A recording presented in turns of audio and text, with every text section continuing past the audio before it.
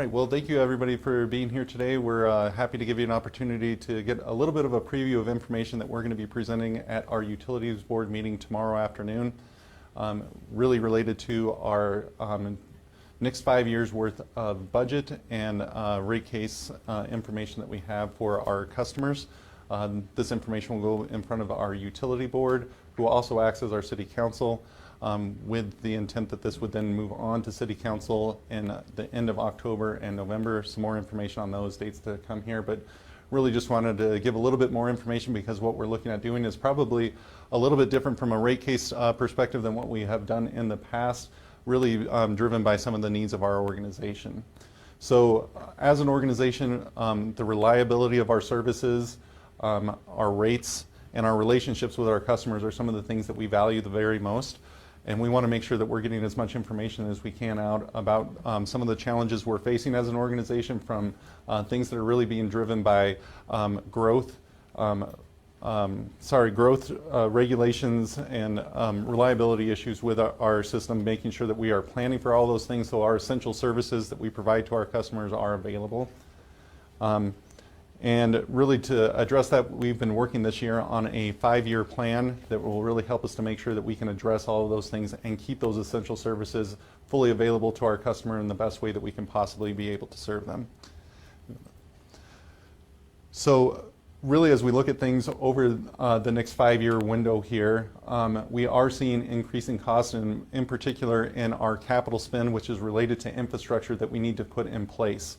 So if you look over the next 5 years at the capital spend line that we're looking at, on the first line there, really that represents about $3.7 billion that we plan to spend in the next 5 years.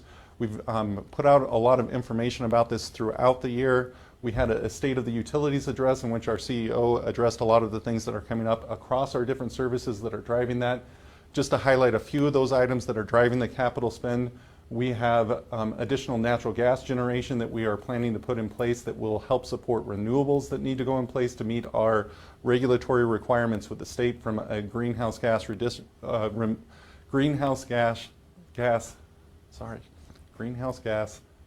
standpoint to be regulatorily compliant. So that's one of the big line items that will show up in our capital projects and spend that's represented in that $3.7 billion. Additional work on substations and transmission systems, which connect not only that new natural gas generation, but increasing levels of renewables from solar, wind, and battery resources that will be brought in are related to that as well. Those renewable resources we are planning to accomplish mostly through purchase power agreements.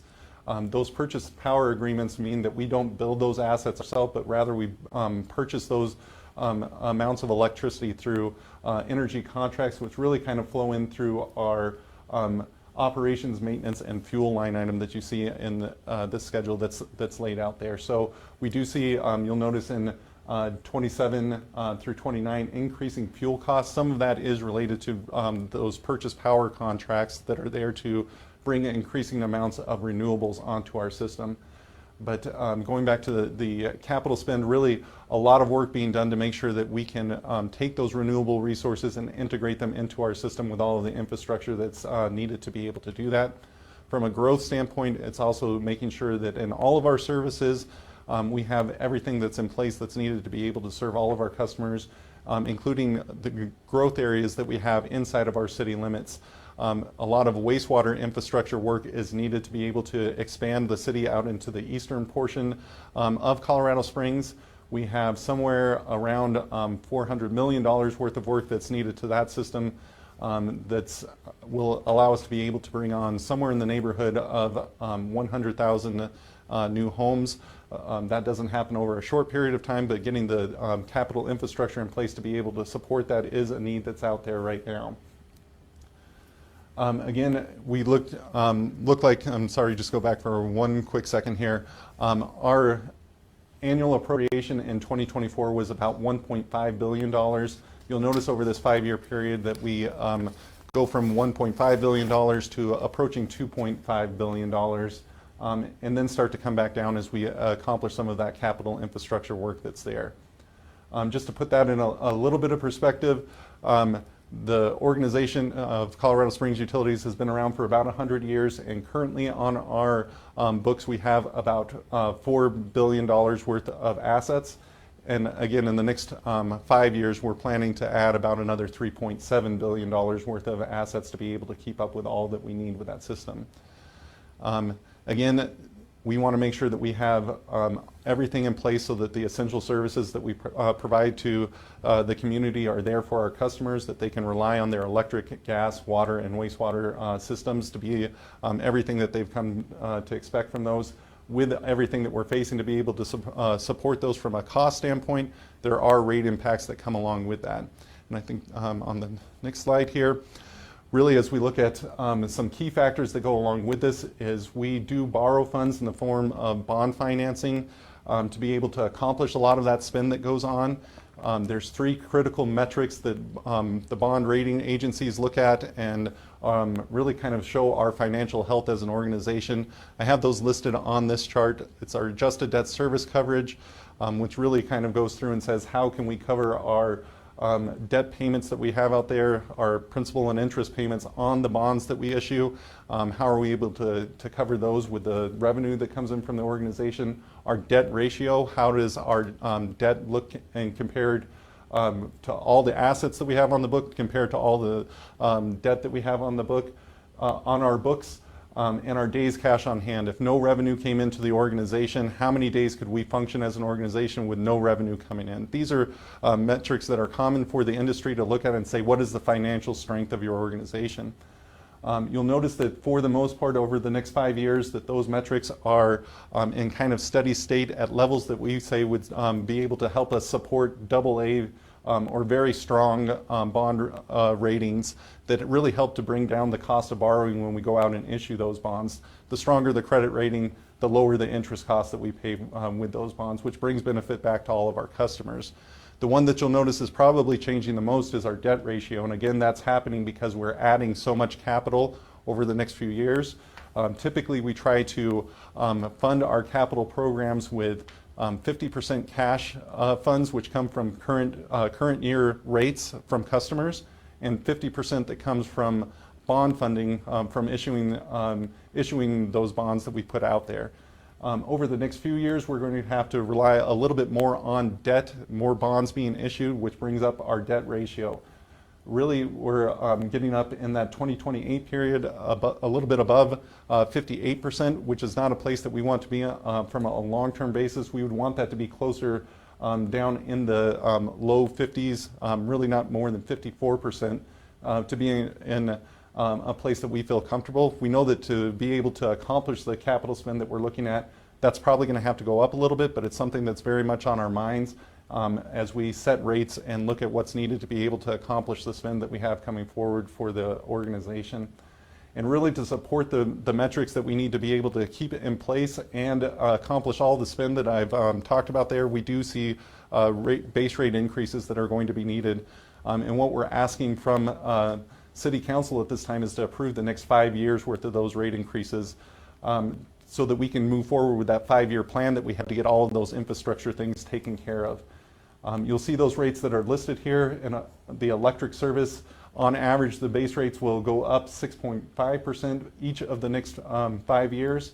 For gas, that's 4%. Water is 6.5%, and wastewater is 9%. So for those base rates, that's an average of 6.6% when you average across those 4 services for each of the next 5 years for our customers. In addition to base rates, we do charge through a fuel collection mechanism our fuel costs for things like the natural gas supply that we buy for customers, the natural gas that we use to generate electricity, coal supply, and those purchase power agreements. Those are handled in a little bit different time frame. Really on a quarterly basis, we go in and we look and adjust those costs that are related to those fuel-related supplies. We're not asking for council to do anything different with the electric cost adjustment, the fuel and gas cost adjustment, those fuel-related costs. Now we'll ask them to continue to look and vote on those on a quarterly basis as they change. But what we are doing that is different from what we have typically done is going in and asking for each of the 5 services for those base rate changes to be approved this fall. So we have the numbers that are there related to those total increases. Again, if you look at 2027, that's probably one of the years that's draws a lot of attention. That's the first year that we start to bring in some of the significant amounts of renewables that will go through those fuel rates. And really kind of right now we project that those will be higher increases that are needed in the fuel rates out in 2027. But that's not something we're asking for right now. That will happen just through the normal quarterly process. And really, as we approach 2027 and lock in some of those things, we'll have more information that comes on those. The base rate subtotal and each of the services above that are really the, I would say, kind of key focus areas right now as we go through meetings throughout this fall and are asking for approval from the City Council. So what does that mean from a customer bill standpoint? One of the things I would like to focus on is we're starting out from a place on the Front Range where Colorado Springs utilities customers are paying a lot less than what the Front Range is paying for the 4 services that we provide. Across those 4 services, we're about 13 to 14% below on a residential customer bill when we do price comparison related to that. We have those broken out there as well for each of the different services, with our gas service actually being close to 34% below what the Front Range average is in our pricing that's there. So we understand that we are coming in with price increases, but we also understand from a price competitive standpoint, we're coming in really priced a lot lower than other places up and down the Front Range.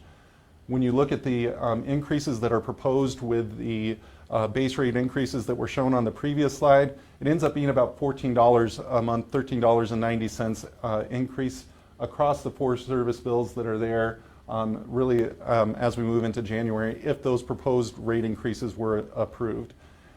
We like to use this slide as we go into a rate case where council is looking at what the base rate increases are and what impact that will have on our customers' bill. This is a single year view of things, but on the next slide, we really have information that kind of lays out what the 5-year impact of those base rate increases we'll be asking City Council for this fall ends up being for customers. So same information that you saw on the previous slide where we're starting at about $245, $246 a month on a typical residential customer bill. You can see that on line 6 there, column C, $245.96. The $13.90, we show that in the first year, that going up, which ends up with a bill that's about $260 for a residential customer.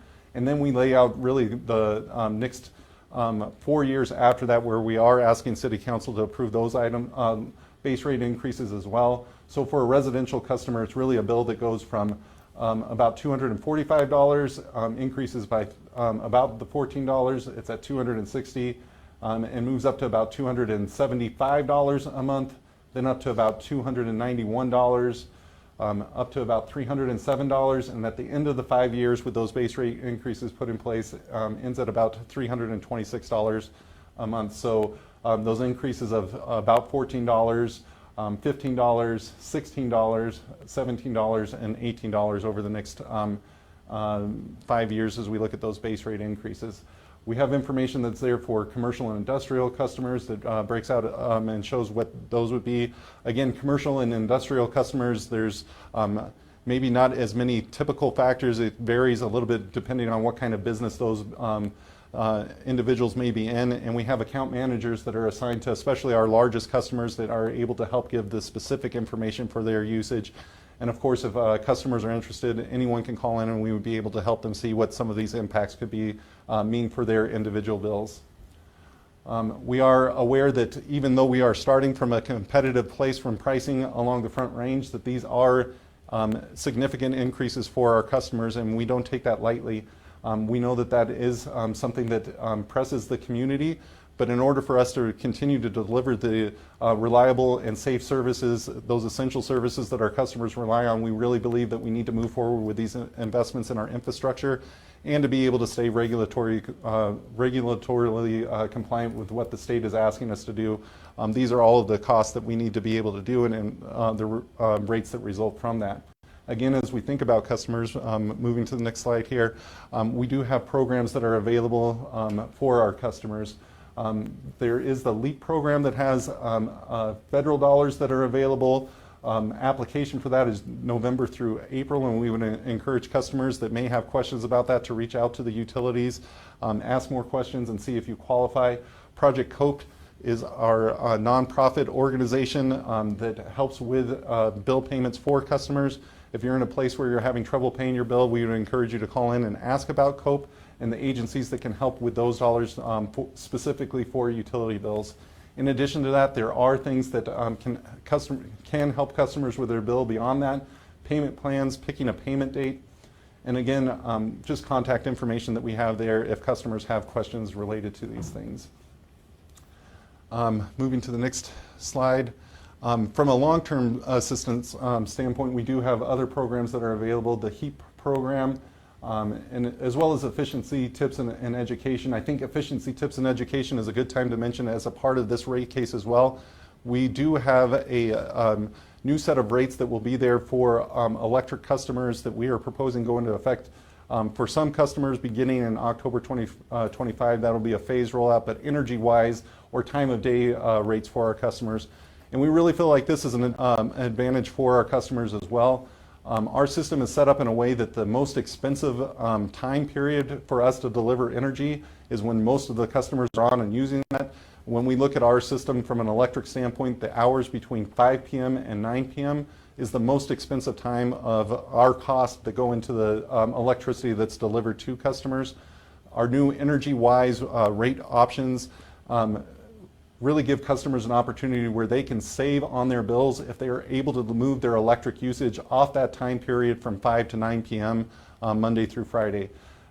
If they're able to do that by moving the time that you wash dishes, do laundry, just by making some simple changes like that, you really can find a way to be able to save in your electric bill that's out there.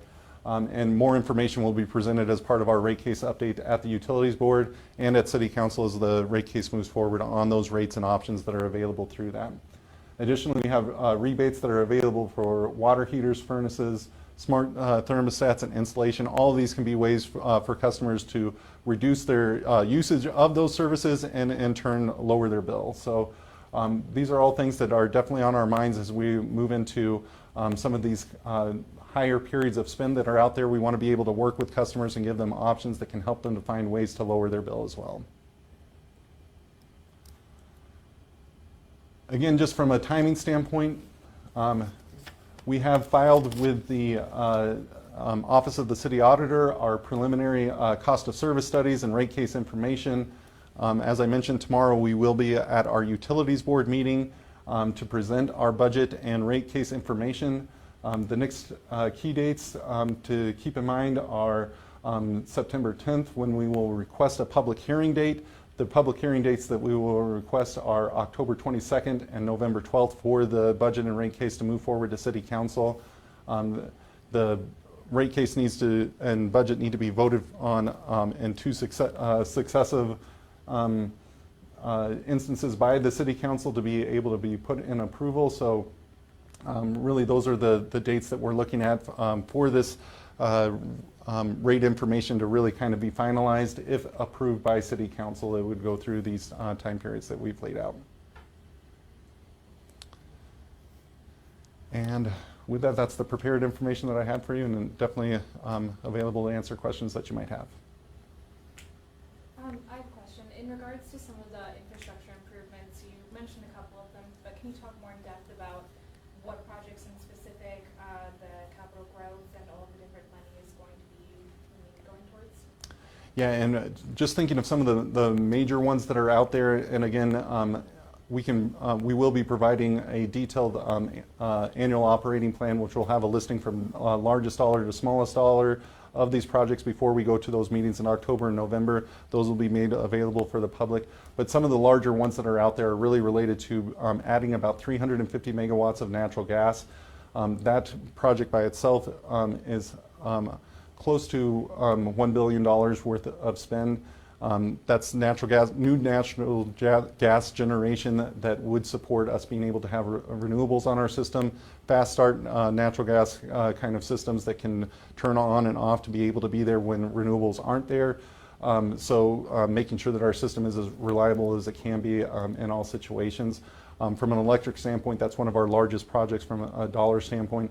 probably the next largest line item of spend is related to Eastern wastewater system expansion that's going on. Again, about $400 million that we're planning to spend on wastewater infrastructure improvements, lift stations, pipelines to be able to make sure that wastewater can flow from the eastern part of Colorado Springs to our wastewater recovery facilities in the southern part of Colorado Springs. And to follow up on that, have you or Colorado Springs Utilities in general done studies when incorporating these kinds of infrastructure improvements, looking at different cities of similar infrastructure population? Is this an absolutely necessary component for the next 5 years in Colorado Springs? Yes, and for each of our services, we do an integrated resource plan.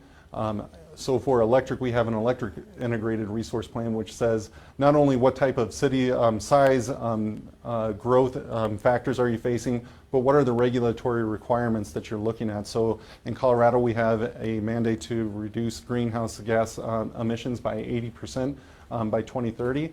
One of the factors that plays into that is we need to close down a coal plant, our Nixon coal plant, by 2030. In order to make sure that we can meet those regulatory requirements, we're having to bring more renewables onto our system. So what we've gone out and looked and to see is, are we going to be able to meet those regulatory requirements that we have, as well as the need that we're seeing from customers.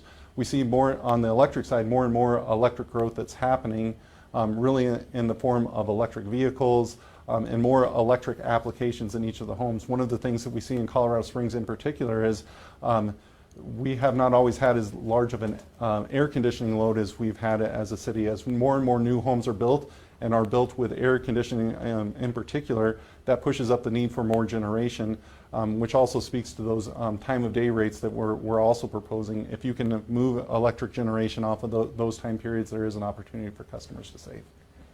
Can you also just clarify when those time of day rates go in place? Because it's October, correct? Yes, and the tariff will state October 1st, 2025 is the first date for those time of day rates. There will be options that are out there. The time of day rate will be standard for our customers. If you do nothing, you will be moved to those rates. And it will be done in a phased fashion. So first customers in small amounts will be October 1st, 2025, really extending out until into 2026. We'll be moving customers to that. They'll receive notification before that happens with some information that helps them see some of the pricing implications that come from those time of day rates, which allow them to see if that is the best option for them. There will also be an option where if you don't want to worry about the time that you're using your energy and want a standard flat rate that is there for both the summer and winter season, you'll be able to have that as an option you could choose to go to as a customer as well. So time of day then is optional in a sense? Time of day will become the standard option for customers if they choose not to opt out. That will become the standard item that they are put on from a billing standpoint. But if they want to stay on a fixed rate, fixed seasonal rate that's there, they can choose that at that time. So it will be a customer choice point that comes out as we move into that transition, which will start October 1st, 2025. Customers will receive specific information that allows them to understand that the timing of when that change is going to come for each of them, and give them the opportunity to decide if that's the option that they want to be on that standard time of day rate, which we're going to, or if they want to move to a fixed option. You talk about the regulatory requirements, and we've got to be 80% by 2030. As I understand it, and correct me if I'm wrong, in 2019, that standard was 50% by 2030. So was Springs Utilities on track to meet that metric? I guess I'm just trying to understand the need for these increases compared to the previous regulations that were in place. Yeah, and we continue to keep an eye on those state regulations. What we have agreed to with the state is to follow that 80% reduction by 2030 and 90% by 2050 is the standards that we're currently under. There is definitely movement from in the state and in the State House to say, is that enough? And looking at even stricter than that, we of course are advocating for, we're trying to operate a plan that's been put out there From the 2019 information that was there with the 50% reduction, really with the closure of the Drake coal plant, that took us to a place where we were getting closer to the 50% just by closing down that plant. By the time Nixon comes off from a reduction of greenhouse gas emissions, our other coal plant, that really takes us and puts us at or above the 80% reduction of greenhouse gases. So could utilities have maybe been a little more aggressive in some of the increases the past couple of years to then not have as high of an increase now? Yeah, and some of it just comes down to timing on this as well. We know that our Nixon coal plant actually offers a lot of value to our customers from a cost perspective, from a purely financial perspective. Being able to run that plant as a base load plant that's there at a very low cost to customers is something that definitely works out well for us. We're closing that plant because of state regulations. 2030, January 1st, 2030 is our commitment of when we would retire that plant. We want to keep it on all the way up and to that point to be able to save our customers as much as we can from a cost perspective. So we really have been looking, as long as we've known that with our IRP our integrated resource plan back in 2020, that was going to be the case, and have been kind of timing out when does it make sense to start bringing on some of the renewables and other resources in advance of that to make sure that we've got everything set up to be able to be compliant, but still bring the most value from a financial standpoint that we can to our customers. And what additional funding sources has Springs Utilities pursued in terms of federal funding, grant funding, to try and ease the burden off of customers? Yeah, as far as from a generation standpoint, we continue to look at and see what is available for any of those renewable resources. There hasn't been as much related to those things, but there is related to some of the transmission and substation kind of work that's out there. We continue to make applications for grants that are available on our gas system in particular. This last year we received a $5 million grant that was there related to being able to do infrastructure upgrades that are needed on our natural gas system. So that's one of the areas that we have seen some improvement, being able to bring in those funds. Again, any of those grant funds that we're able to hear back from and see that we're able to acquire those funds does help bring down rate pressure for our customers. We are waiting to hear back through the application process on what may be available for us related to our transmission and distribution system with other applications we've made. Where do we go from here if this does not pass? Yeah, and really in order for us to make sure that we can be regulatory compliant and be able to deliver our services in the way that we need to, we are asking for the 5 years worth of rate increases that are there on those base rates. And I believe we've done a lot of work with the city councilors, the utility board members, to help them understand those things. We want to make sure that we continue to work with the public so they can understand the need for that infrastructure that's there.